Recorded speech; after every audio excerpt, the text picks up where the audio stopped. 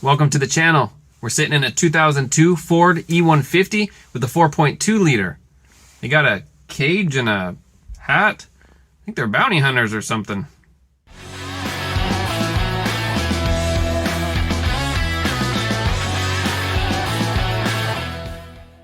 The complaint on this vehicle is some chugging while going down the road. They weren't sure if it was the transmission or something else, just want us to take a look at it. So pulling codes, let's see what we got. We did a full health scan. There's only a couple modules that can communicate. Engine control module, PCM, P0340, camshaft position sensor circuit. That will definitely cause drivability issues. So let's dig into this. I'm gonna test drive it real quick, see if I can recreate and go from there. So it seems to idle good. There's no check engine light on, so I'm wondering if this is a old code and intermittent issue that they're having. There's no tachometer on here, but it's running pretty good. The engine is cold. Not that that really means anything at the moment. Typically, if the camshaft position sensor isn't sending a signal, the engine has a hard time knowing when to fire the injectors and when to ignite the fuel with the ignition. So sometimes a failing sensor may act okay at one temperature, like when the engine's cold, and then start acting up when the engine's warm, or vice versa. Maybe it acts up when it's cold, but starts working normally when it's warm. So the fact that it's running okay now while it's cold doesn't necessarily mean anything. We'll let it warm up, operating temperature, and see if this engine can start cutting out.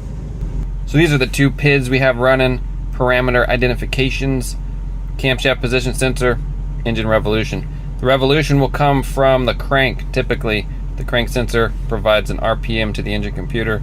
Camshaft status, we're gonna go ahead and drive it around, see if we get any errors here. We don't have a crank issue. I'm just monitoring it for the sake of it. All right, let's roll. So just driving it around the block, we did get the check engine light to come on, and it cuts out pretty good. This error status turned into yes error. I'll drive it some more and point the camera at the scan tool so you can see it drop out. But it's interesting that when we're at idle, there's no error. But when I give it some throttle, sure enough, we get pretty good error and a lot of kicking and bucking. So watch me power brake it, you'll see the error.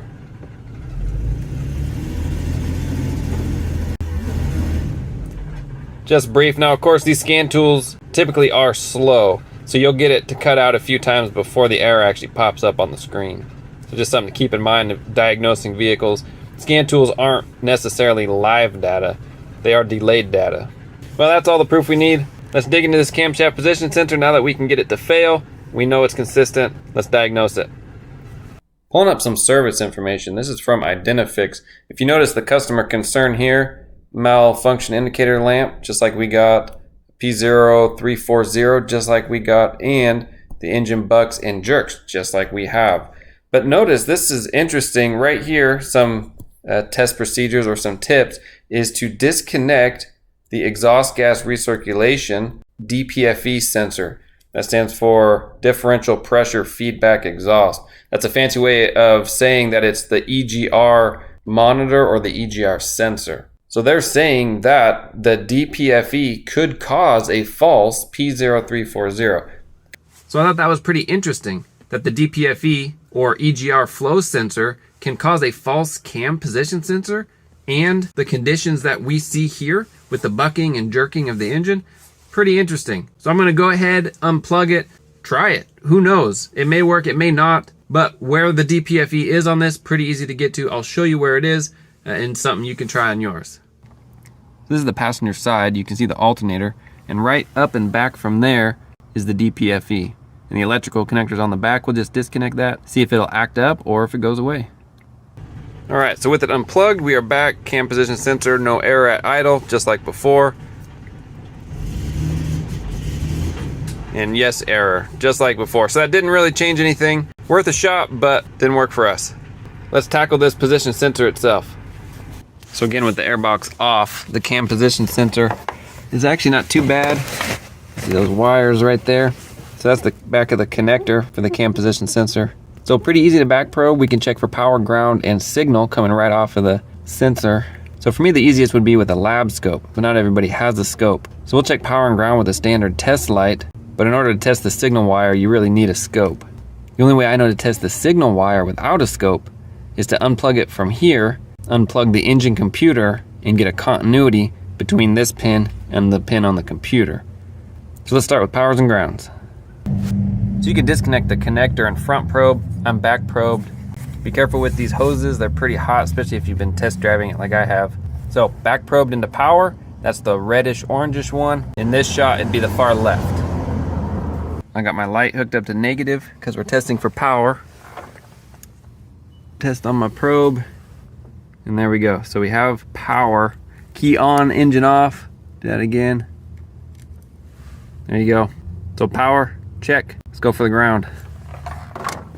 We'll swap this over to the power. For our ground, we're hooked up to the other side of the connector, the far right. It's the black and yellow. Again, hooked up to power because we're looking for a ground.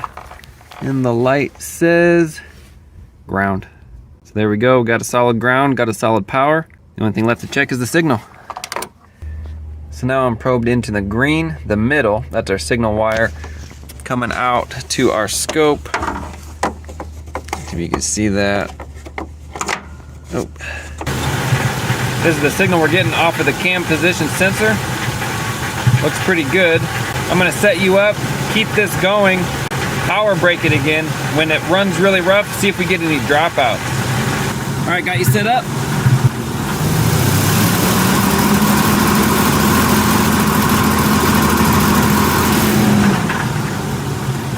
See what we got. I got my bigger scope out because I just wanted to be sure that the information we were getting from the other scope is accurate. So this is the cam position sensor waveform. This is just a different time base, but it's the same waveform. So let me go to measure, deep record, get some information, and we'll look over it together. Real quick, you can hear it. You hear that? It sounds kind of like bass. I believe that's a misfire. This is the screen capture with the vehicle running rough. Not the best image, but we're just looking at these waveforms in yellow. If you notice this top one here, how it's a perfect square wave back and forth. That's exactly what we need. So even with the engine cutting out, you notice a perfect uniform square wave.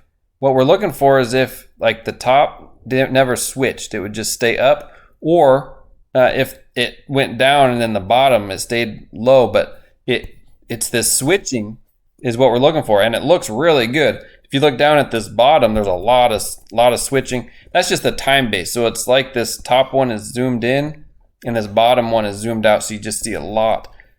If there was a dropout, there would be a chunk in here that would just be black, no yellow at all, showing that it wasn't switching. But the fact that it's switching, and I don't see any cutouts or any dropouts in this sensor signal, it looks like this sensor is working exactly like it should.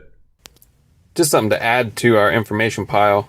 If you go to special functions, power balance, and this is like Ford's version of a misfire monitor. Oh, I gotta start it up. That exhaust rattle. So this is cylinder 1, 4, 2, 5, 3, 6. That's the firing order, I believe.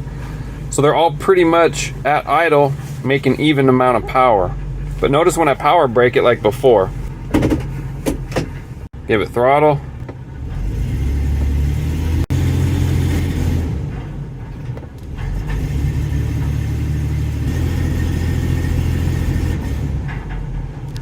So it's detecting some misfires mainly on cylinder number 2. All right, that's all the time I have for today for this diagnosis. We'll be back tomorrow. We're going to check a few other things. It looks like this cam position sensor is actually working just fine. We're going to make sure that it's getting to the engine computer. That signal is getting to the computer. And then we're going to check cylinder number 2 for that misfire. We may check a couple cylinders just to see, but cylinder number 2 for sure. See if it's getting a misfire, if it's an ignition miss. And that's kind of how it feels when you put it in gear, power brake it. That's usually when an ignition misfire really reveals itself. So that's what we're going to do tomorrow. We'll be back in a flash. Stay tuned. Welcome back. Good morning. Got a fresh brain on this one. I was thinking about it last night and I found something in the service information I think you'll find interesting.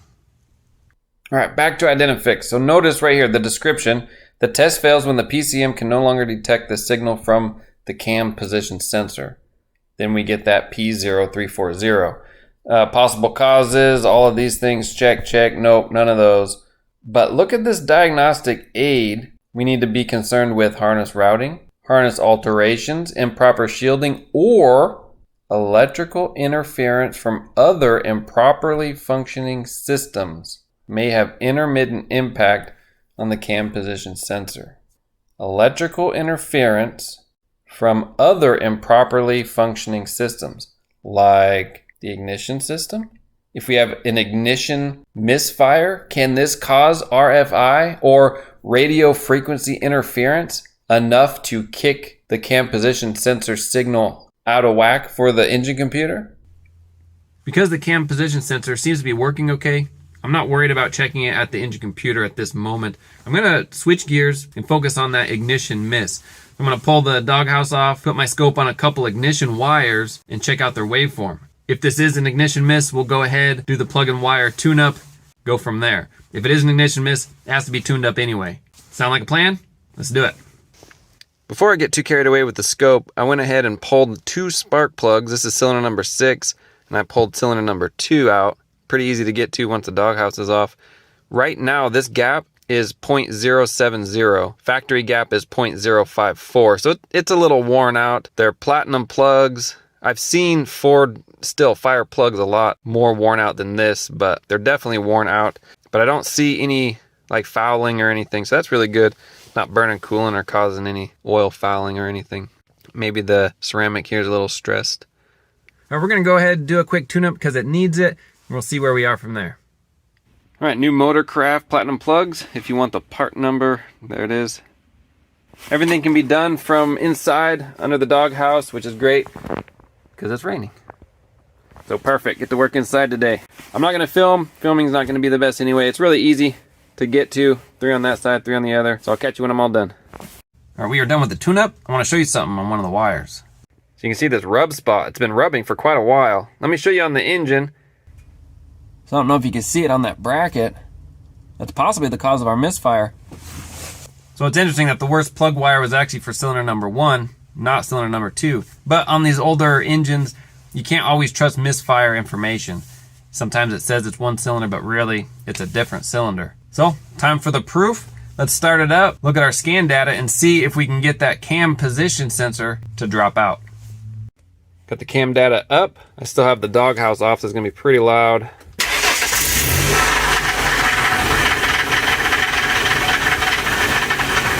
Put it in gear like before, power brake it.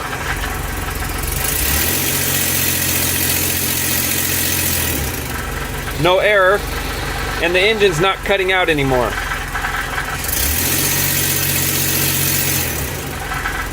Hey, that looks like a fix. I'm gonna clear the code, test drive it around, make sure nothing pops up, and I'll get back to you. All right, back from the test drive, no check engine light, and no codes. This P1000, all that means on Ford is if you clear the codes, it didn't run all the tests. So I'm sure the catalytic converter monitor, evap monitor are still incomplete. So it'll keep this P1000 until all the monitors have checked. So that's not a code to be concerned about. But the cam code, the P0340, gone. All right, that is that. Interesting fix for a cam position sensor code. Let's be honest, I wouldn't have taken the route I did without the service information kind of guiding me. I would have never have guessed that a misfire would cause a cam position sensor code. And if I didn't test the sensor itself with a scope, I may have replaced it. We had power, we had ground. I could have checked the wire from the sensor to the computer. That would have checked out good. So I may have just with the code only and checking powers and grounds and signal. So using a scope saved me that mistake. When we saw the scope data, we said, hey, this sensor's working like it should. Let's look elsewhere. So then the service data said, oh yeah, spark plugs, wires, that could cause this. Radio frequency interference, this RFI, can cause a false cam code. Interesting. All right, well that's it for this video. If you learned anything, I know I did, give it a like, subscribe. See you on the next one.